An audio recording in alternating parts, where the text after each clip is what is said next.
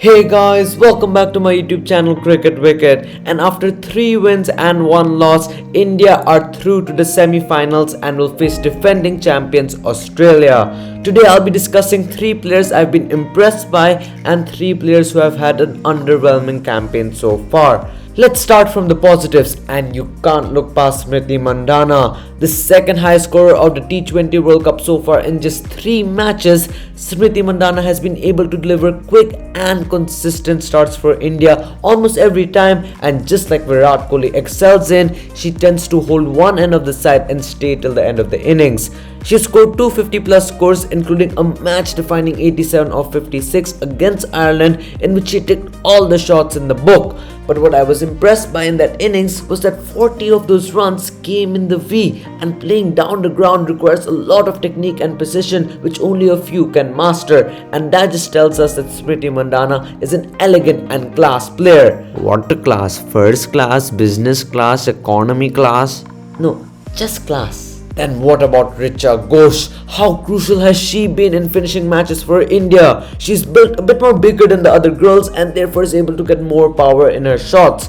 I would compare this T20 World Cup of hers to Dinesh Karthik's last year IPL, where he rarely got out, was taking amazing catches behind the wicket and was finishing matches for RCB. Renuka Singh has been dismissed only once in this full World Cup, averaging 122 at a strike rate of 144. When she is on the field, the match is far from over, which is why I thought that if she had gotten more strike in the match against England, India would have won the match. She's been able to play the big hits with tremendous success, clearing the boundary with ease, so no doubt she has been a big part of India's success. Finally, Renuka Singh. The joint second highest wicket taker, Renuka Singh has been able to provide breakthroughs in the power play, which is crucial in setting up where the direction of the match is headed.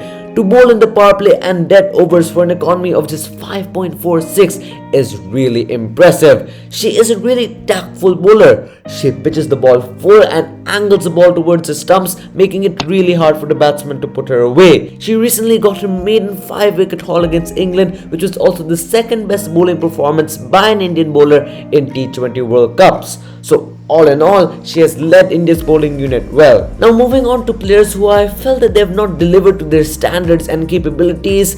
First was the captain Harmanpreet Kaur, who has been averaging just about 16. She has crossed the strike rate of 90 in just 1 out of 4 innings, which was just a 12-ball knock. Those stats as a number 4 batsman really puts pressure on the lower order, so she needs to find her feet.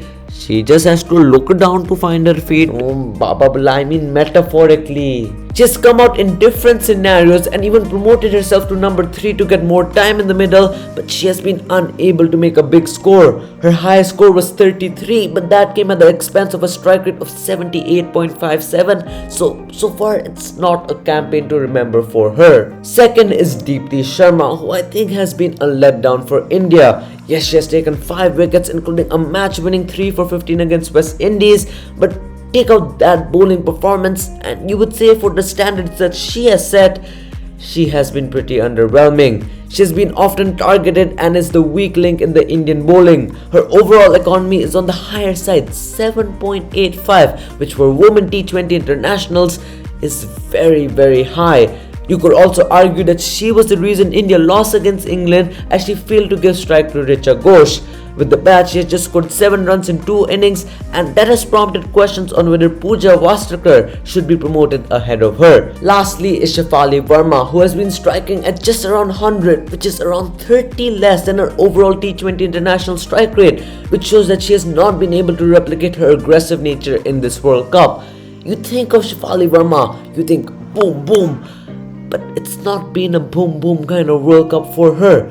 You would think that she's in great space, just recently winning the U19 World Cup, but as an opener, she has not been able to provide the quick starts for India. So India will face Australia in the semi-finals, and being an Indian, I would be supporting India, but realistically, with the star-studded side Australia has, I don't think India will get one up on Australia. When you see that Alicia Healy, Beth Mooney, Meg Lanning, Ellis Perry, Talia McGrath, Megan Schutt, Ash Gardner are playing for one team, it's no surprise why Australia is the most successful team in women's cricket. So that's it for today's video. India would need all their players to find their form and work well as a unit if they want to stand a chance against arguably the strongest team in the tournament.